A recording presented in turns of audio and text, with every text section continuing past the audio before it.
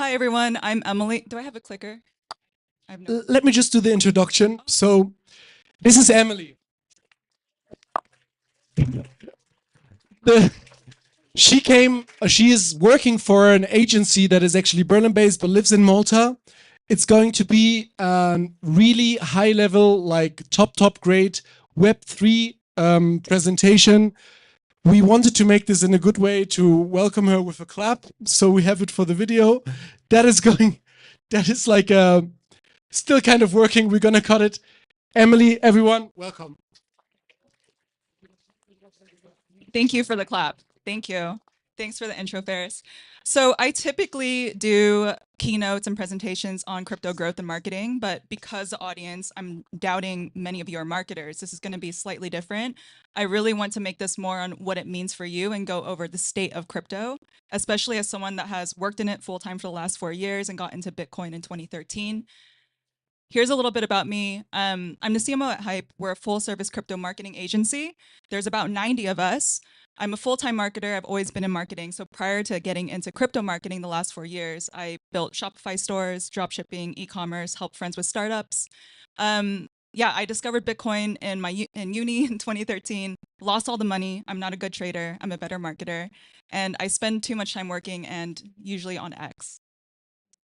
I want to understand who is here. So who here invests or trades crypto? Can you raise your hands? Okay. Who is building in crypto, is a founder or building a startup?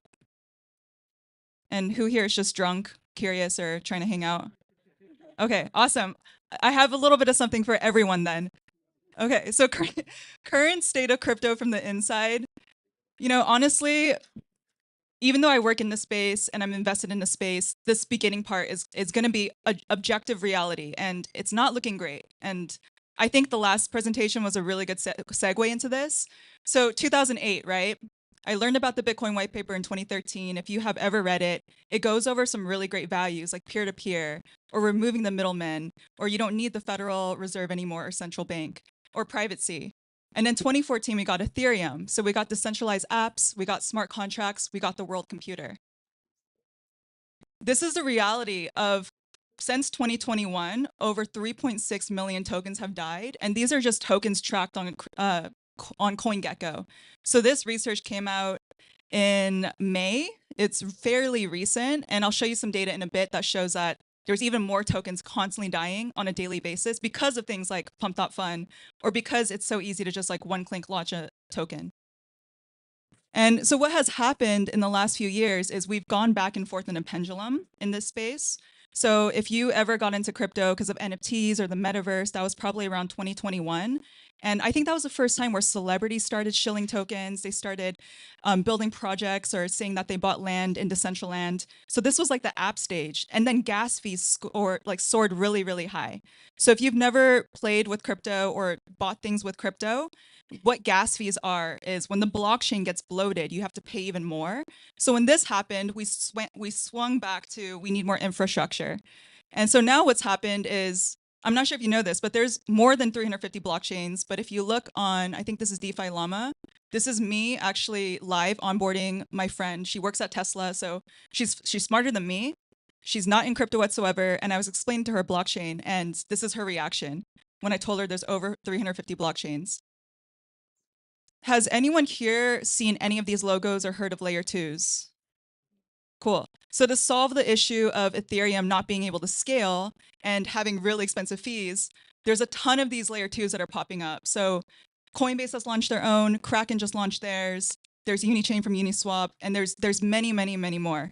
And think about it, each of these actually cause friction with the user experience, right? Because if I want to do something on Base, I need to bridge onto Base. And again, if you've never used crypto, I'm probably speaking a different language to you. And so overall, crypto is getting really, really saturated. This is actually data from Third Web. They're an API provider. There's over 2,500 blockchains. These are layer ones, like Ethereum or Bitcoin, layer twos, layer threes. And to make things work between all of these blockchains, there's a ton of infrastructure and middleware that needs to happen. So this could be like data availability, it could be wallets, it could be scaling solutions. Now there's ZK rollups. So there's a ton in the middle. And then every day there's new tokens getting launched. There's about 47 million. This is the data from Dune. And it's only pulling the tokens from these different blockchains. So again, there's over 300 blockchains, right? So just imagine if there's already 47.8 million tokens just on these blockchains, there's many, many more.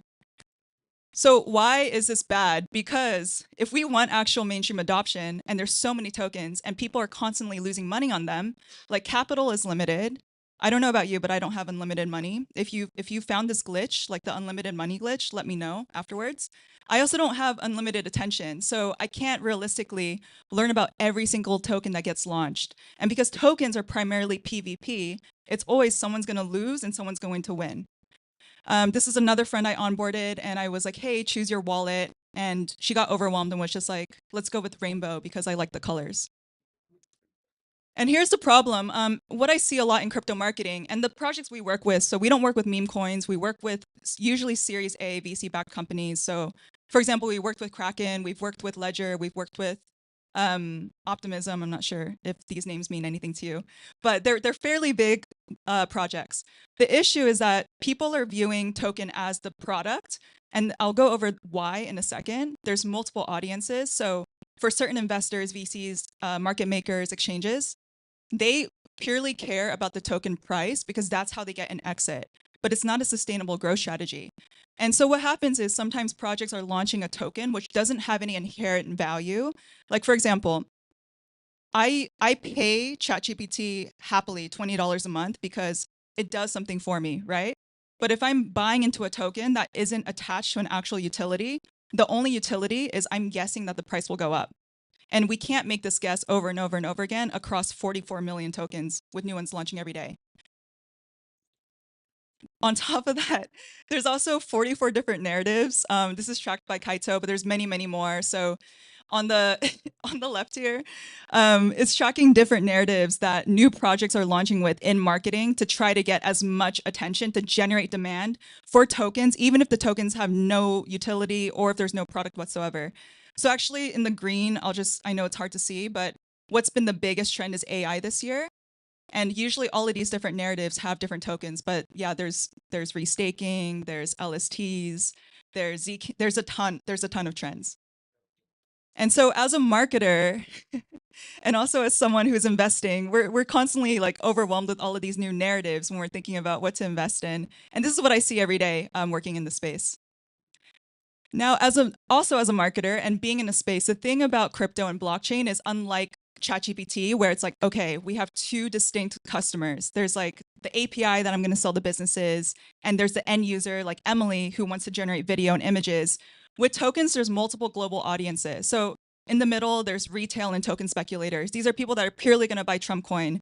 I actually bought Trump coin, and I don't really care for Trump, but I bought Trump coin speculating it would go up, and it did, and then it dumped. There's also tech partners, because if you're building infrastructure, especially when blockchain is composable, you need to connect with other blockchains or other providers to make the product more useful. There's listing partners. These are market makers and exchanges, regulators and institutions. If you're an ecosystem, so if you're building a blockchain, you need to attract developers to build dApps on them or apps on them that can actually get you retail users. So you need to do hackathons, have grants. VCs, angels, investors, these can also be KOLs or influencers. And then customers and users are separate because there are cases where you have a working product and people are paying to use the product. A really good example of this is Hyperliquid. It's a perp DEX. I'm a personal customer and user of Hyperliquid. I also have the token, but I don't necessarily need the token to use the product. So the reality is, like, when I look at mainstream news, it's not looking so great for crypto, right? On the outside, there's a lot of scams that are going on. I actually have a friend that works in an organization that they found out somebody there was from North Korea. And these are things that are normal. I've been rugged many times. I've been scammed. These are normal things that happen in the space. And it makes sense why Netflix, if you look at crypto, everything that is about blockchain and crypto is about scams, because this is what gets views. So the outside impression isn't great. And if we look at the data, cycle over cycle, so that big red spike there, that was 2017. The second one is 2021. The third one is currently right now. This is the search terms on Google. So every cycle it's going down. there is inflow coming into ETFs, but overall demand is going down. And all of this is because if people are losing money over and over again, they're going to become more and more skeptical, and they're not going to experiment with new tokens or new things being built on chain. And I verified this with friends that aren't in the space. Everyone knows what Bitcoin is, but they usually see it as purely a financial asset, similar to speculative stocks. I had a really pretty picture here of Dingley Cliffs. It's not showing. But the point of this is to show that most meme coins, most launches, most airdrops, they look like this. It's basically like a huge drop off. And this has been happening a lot this year. Like even if it's getting launched on Binance, this was not the case last cycle. But if you look at many projects, for who here knows what an airdrop is, by the way? Okay. Okay. There's a lot of like terms I feel like I'm using that many people here don't know. So airdrops are a way where you can actually get free tokens, and usually in the past you can get these free tokens by doing things on the chain, experimenting with it. Think about it like a bonus or a reward. And the thing about airdrops is in the past people would hold the tokens assuming it would go up, but because things have been pretty bad in the markets, most airdrops get dumped. So when projects give out rewards to get people to learn about the blockchain, and people get these airdrops out of marketing, they instantly sell them. And then the chart looks like this too. Okay, so what this means for you, I got all of like the negativity out of the way. I'm sorry, I feel like the vibes are pretty down right now. You did come to a crypto meetup, but I think it's important to be real. And I work in the industry. So if you are a founder building in this space, it's more important than ever right now to show that you have conviction in what you're building, to show up in podcasts, show up on X, get the partners you need, showcase revenue. You can do this with Dune Analytics. So you can actually show on-chain revenue, because if you just say, hey, I have this token, it's not usually the way, it's not sustainable. And yes, we use influencers as well. But again, tokens are PvP. And then also being honest and patient. So admitting any mistakes. Right now, the types of founders that are doing this, they are the ones that are actually building for the long haul. I think maybe a common example is Solana. So Solana has been here for the long haul. They've gone through the trenches and now they're back up. And if you look on Twitter, you can actually at the CEO and he will reply to you. Like he's constantly on Twitter and he is actively replying to things. And they've also gotten to a point now where their apps and their ecosystem partners are doing the marketing for them. So for example, if you want to trade on pump.fun, you need to bridge to Solana anyways to get there. And then also, I go through existential crises sometimes, just working in the space for 4 years. So this is, I kind of wrote this for me. It's like my personal diary, but let me be real. Like, why do I work in crypto? It is on the frontier of tech. To be honest, I get to work with some of the smartest people. They're on the front ends of AI. I get to work with people all over the world. Our company right now, there's 90 of us. We're in 30 different countries. And there's a lot of crypto conferences that I travel to that are in different places. And it's, yeah, I've never worked in an industry, I was in tech before, where everything is so collaborative and you can reach out to anyone online. It also unlocks access and opportunities. So I've seen people actually get out of their 9 to 5 or get out of certain financial situations because of airdrops or because were able to get a job in crypto. It's a very remote global workspace. So I have seen it unlock access. And I've also seen it unlock access to things like equities or stocks, because now that everything is on chain, you can actually buy the S&P 500 or buy Tesla stock, even if you're not American, if you have just a crypto wallet and some crypto. It's also a coordination layer without middlemen. So this is outside of just the speculation and the token itself, but this infrastructure, if you have a crypto wallet, you can use it on different dApps. So essentially your bank follows you around, where right now, like my data is on Twitter, my data is on Instagram, all of these things are separate. And crypto payments rails also power AI use cases. I'm not sure if you've seen this, but there's a ton of AI agents that have taken over Twitter or other social channels. And with crypto, you can actually connect the AI agent to a wallet and have it spend your money. So it helps and enables the future of AI and making things a lot more automated, and allow you to make purchases that you wouldn't be able to do otherwise, or you would need to manually do. I think I skipped the middle one here. Sorry, when I talk too much, I really need water. So let me grab this. I feel like I'm just yelling at everyone. Okay. It enables an ownable internet. So you have a lot more control on your data, your privacy, and whatever you want to do with it. actually on monetizing yourself, there's already apps that are available for this. So Friend Tech was an early one. You can monetize your reputation. There's Ethos right now. So there are early experiments on this. And most importantly, I really think it comes down to freedom and sovereignty. So being able to control your money, control how you move around the world, I think that's the beauty of crypto. I'm going to show you some actual use cases that are real, that are live. I'm not vouching for any of them. These aren't about the actual token itself. Osseum is a really cool project. You can actually trade anything, gold, oil, stocks, S&P 500. There's no KYC. Connect your crypto wallet. You need to be on Arbitrum, though. That's another blockchain. So it's really cool. I saw people that are in Africa able to access stocks that usually are only available to the US. Wildcat, right now you can actually lend your money to market makers and get 14% yield. It's institutional. You can actually see everything on the blockchain as well. So you can earn a lot of yield lending and borrowing permissionlessly, which I think is pretty cool. ZK Passport, they've been building for like 4 years and they finally launched their iOS app. So this allows you to choose what information you want to share. So you can scan your whole passport, right? But people don't need to know exactly when you're born or the passport number. So you can selectively choose information and it verifies with blockchain that that is you. Some other things that are cool to check out. Aave is probably one of the biggest names. Has anyone heard of Aave? Okay. Okay, so Aave has about 3 trillion US dollars locked into it. It's another protocol where you can borrow, supply. You can do this all permissionlessly. So what I mean by this is typically if you want to borrow money from a bank for your house, right? You need to go to a bank, you need to like prove that you make a certain amount of money. With Aave, you can do this without any middlemen.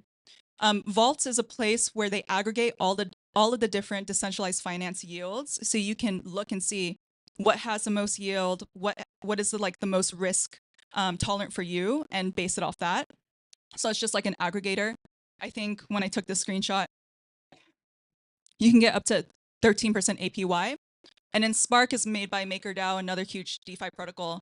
So like this rate is probably in line with T-bills right now in the US. I think it's higher than Europe. I think Europe just cut it down to like 2%. So if you had stablecoins, you could make more. The other thing about on-chain apps is outside of finance, there's also social apps being made. So there's quite a few, and many of these I'm on already. Farcaster is a decentralized Twitter, essentially. What's really cool about it is you can never get shut down because it's on the blockchain. And also your wallet is connected on it. So I can actually tip people directly without their permission. I can just send them money, or anytime they like a post, they can also set it up to where they tip me. There's also projects that will give you free airdrops, which again is free money by just going and consuming their content. Lens is another version of this. They're on a different blockchain. There's also Zora, which is like an Instagram, where anything that you like is kind of collecting an NFT, so you can get paid essentially for your Instagram. All of these things are built on blockchain rails. This one on the right is Ethos. So this is a way to actually tokenize yourself, and you can put yourself and your skill set on the blockchain, and people are trading. I have personal thoughts on this.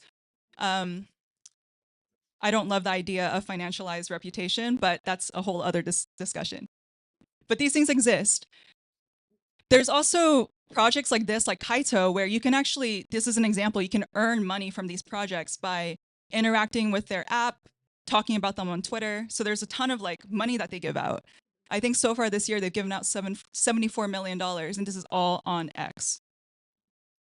And a little bit more. So now there's actually over 15 crypto credit cards, or sorry, debit cards. I think the best one for Europeans is probably Holy Held. There's also Tuyo. You do need to KYC for these, but you can actually spend your crypto now.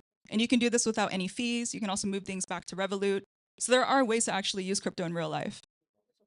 So yeah, I think ultimately it comes down to crypto enables choice. Whether you choose to buy Bitcoin or not, whether you choose to do any of these things, I just think it's important to share what is available and what is being built out there. Because as grim as everything looks, there is a lot of cool tech being built on crypto rails.